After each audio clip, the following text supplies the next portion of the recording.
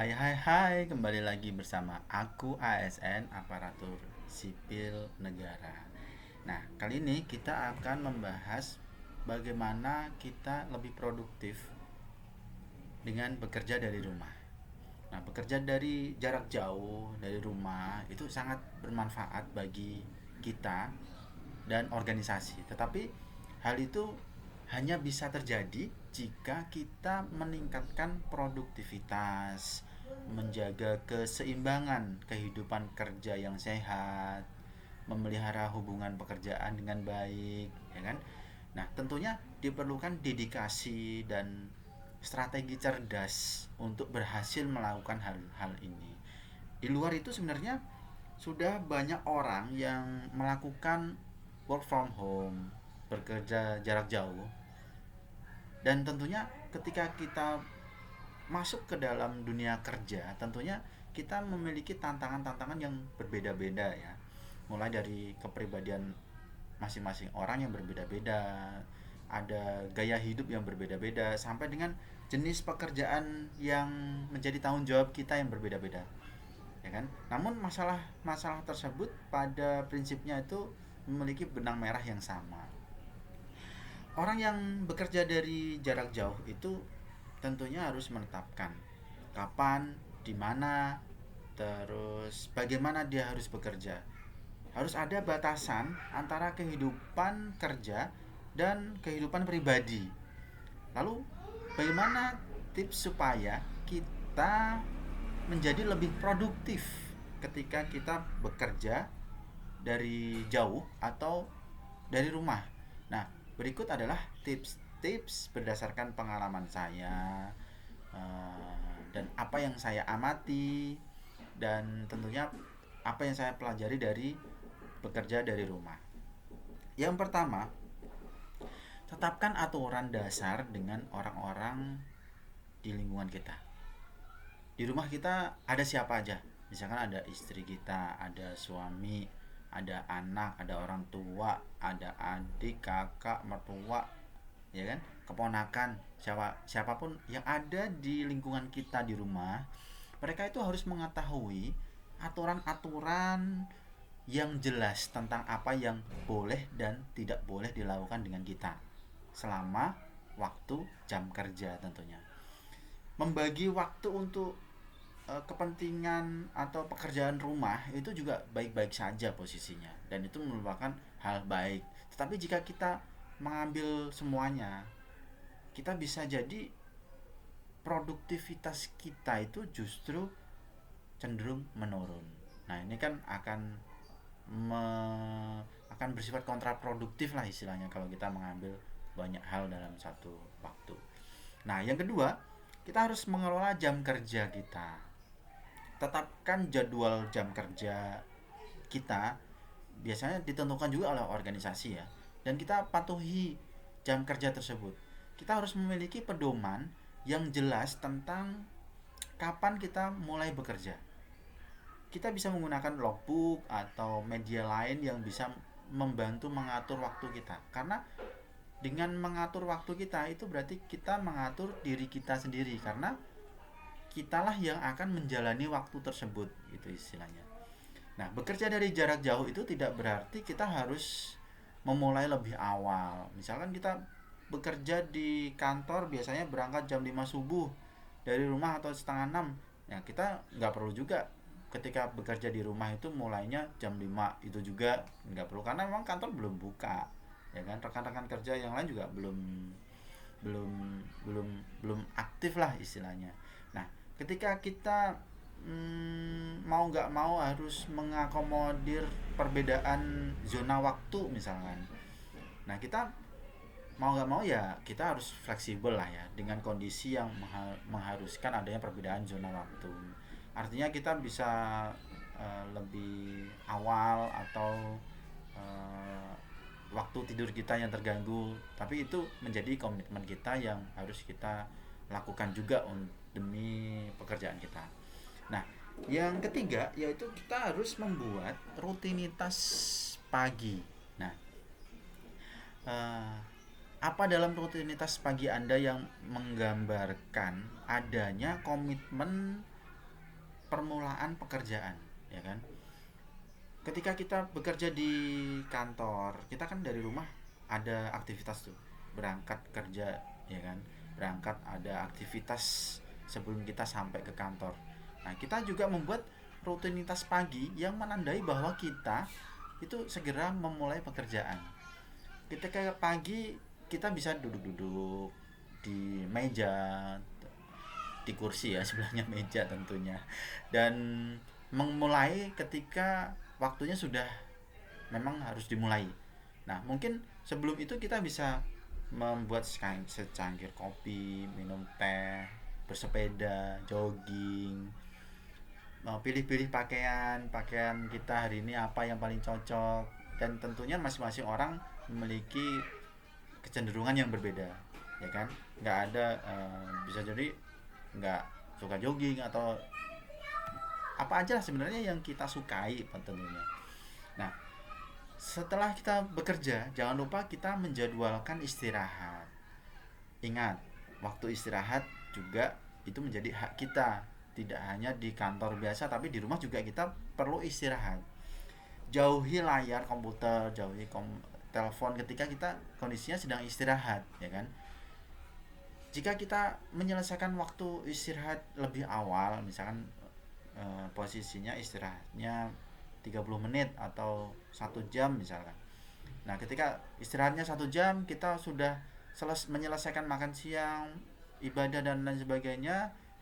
Misalkan baru 30 menit, masih ada 30 menit lagi, ya coba tinggalkanlah ruangan kerja, ruangan kita bekerja tadi di rumah secara teratur. Ini juga saran yang sama ini juga perlu dilakukan juga oleh orang-orang yang bekerja di kantor ya posisinya. Ingat, tubuh kita itu perlu bergerak, udara segar, apalagi cahaya alami itu juga diperlukan. Ngobrol, jalan-jalan, pergi ke kantor pos atau menyiangi kebun misalkan, dan lain sebagainya lah, aktivitas-aktivitas yang kita inginkan ketika, dan kita bisa melakukan hal itu ketika istirahat tadi. Jangan, yang kelima yaitu jangan ragu untuk meminta apa yang kita butuhkan. Mintalah peralatan atau hal-hal yang kita butuhkan untuk menunjang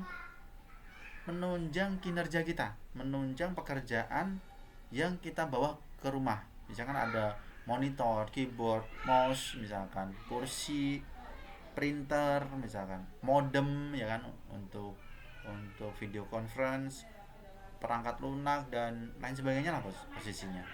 Nah, idealnya itu ketika pegawai yang bekerja jarak jauh itu memiliki 2 monitor atau memiliki 2 laptop lah. Satu untuk pekerjaan kantor itu sendiri, dan satu lagi untuk penggunaan pribadi. Nah, misalkan nggak bisa nih dua, yang tidak ada fasilitas itu, atau kita hanya punya satu misalkan, ya tentukan ketika kita bekerja, misal saya bekerja di meja nih posisinya, ya berarti itu kita sedang aktivitas kantor. Nah, ketika kita pribadi, misalnya kita balik badan atau kita pangku laptopnya, artinya ketika itu kita sedang melakukan aktivitas pribadi kita. Kalau misal pertimbangan juga posisinya, misal di hard drive kita membuat akun yang berbeda atau memisahkan simpanan file kita antara pribadi dan bekerja. Nah, ya dek. Nah, oh sakit ya, ya. Sana sama kakak. Nah, kita lanjut ya. Ini karena di rumah posisinya begini. Upayakan untuk memisahkan nomor telepon dan untuk bekerja dan pribadi. Itu pilihan lah ya kalau itu posisinya. Nah, yang keenam, kita kalau bekerja dari jauh, kita gunakanlah VPN.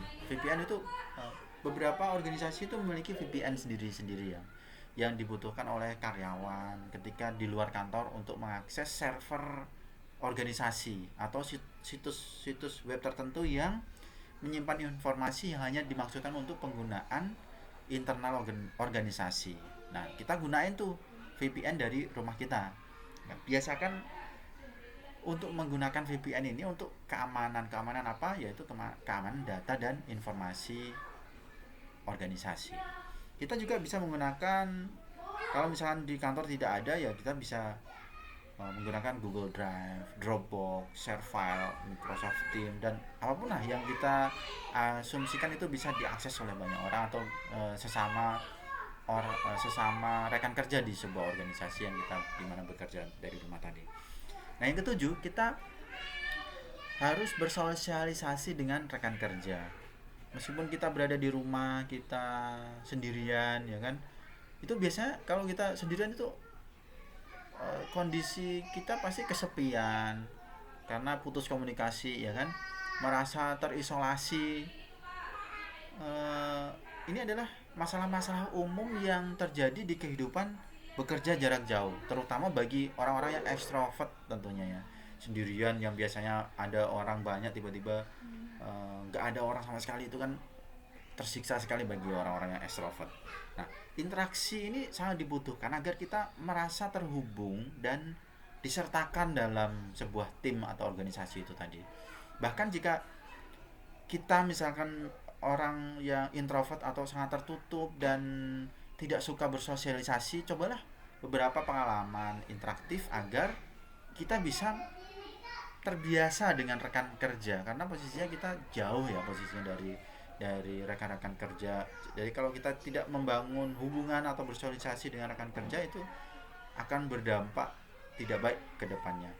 Bisa jadi kita lebih proaktif dalam membangun hubungan sosialisasi dengan rekan kerja kita, karena misalkan kebanyakan dari rekan kerja kita tidak suka bersosialisasi gitu istilahnya.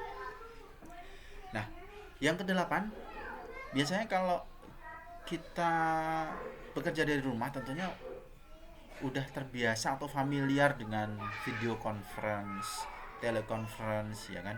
Nah, ketika kita berada jauh dari kantor, kita harus muncul ke dalam rapat dan didengar, ya kan.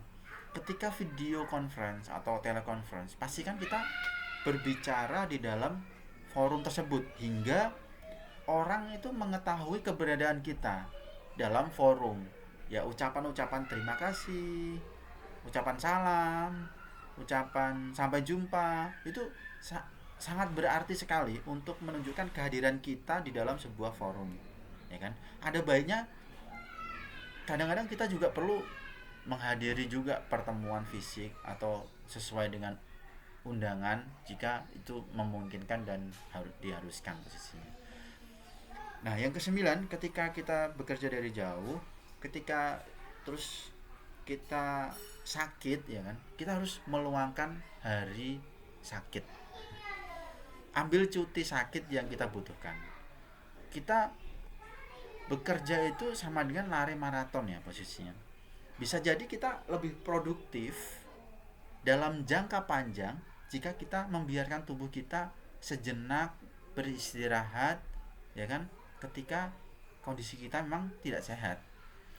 Ketika kita sakit, jangan mudah jatuh dalam jebakan-jebakan waktu adalah uang, waktu adalah uang, waktu adalah uang, yang sebenarnya justru akan menjadi kontraproduktif ketika kita sedang sakit tadi. Nah, itu yang ke-10, kita optimalkan peluang diklat. Ketika kita tidak di kantor, bisa jadi kita kehilangan kesempatan untuk mengikuti diklat atau pengembangan keterampilan yang diajarkan secara langsung misalkan, ya kan. Ada sosialisasi yang langsung misalnya, kita nggak ikut, kita tidak terlibat dalam hal itu karena kita pastinya jauh.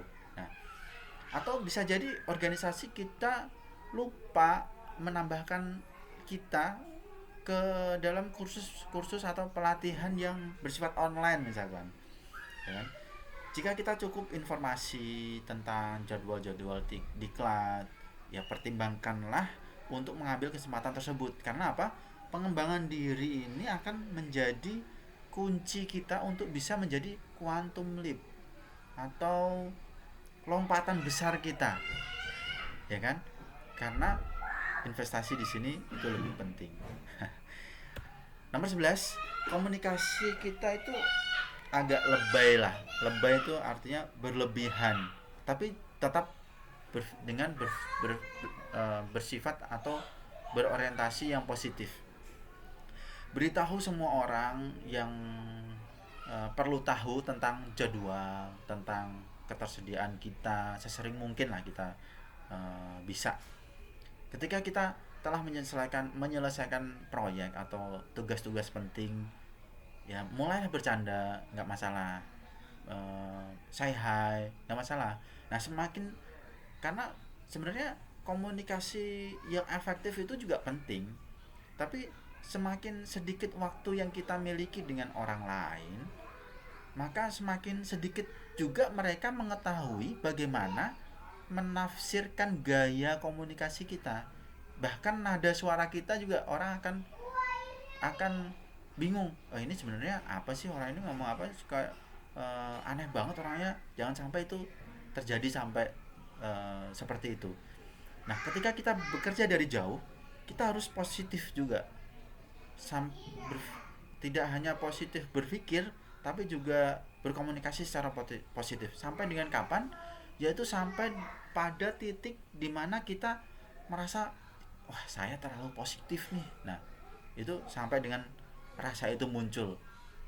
Nah, hidupkanlah hal-hal yang seru, misalkan dengan emoji-emoji atau meme-meme, nggak masalah. Itu akan meningkatkan kualitas komunikasi kita supaya orang lain bisa mengetahui bahwa kita tetap berpikir positif. Yang ke-12, jangan terlalu keras pada diri sendiri. Ini pegawai yang bekerja jarak jauh dan sukses itu reputasinya hanya satu. Orang itu pasti sangat disiplin, ya kan? Karena bagaimanapun juga butuh fokus yang serius untuk menyelesaikan pekerjaan kantor yang dilakukan di ruangan yang tidak konvensional, ya kan? Kita mengerjakan aktivitas kantor di rumah itu kan nggak konvensional, nggak biasanya. Perlu fokus yang lebih serius untuk menyelesaikan pekerjaan-pekerjaan yang sama yang biasanya atau seharusnya dilakukan di kantor. Ya, sebenarnya tidak masalah juga sih ketika kita mengurangi sedikit waktu untuk keperluan pribadi misalkan. Lalu kalau udah selesai kembali bekerja lagi selama masih dalam koridor yang wajar. Karena ketika kita di kantor juga bisa jadi kita melakukan hal yang sama.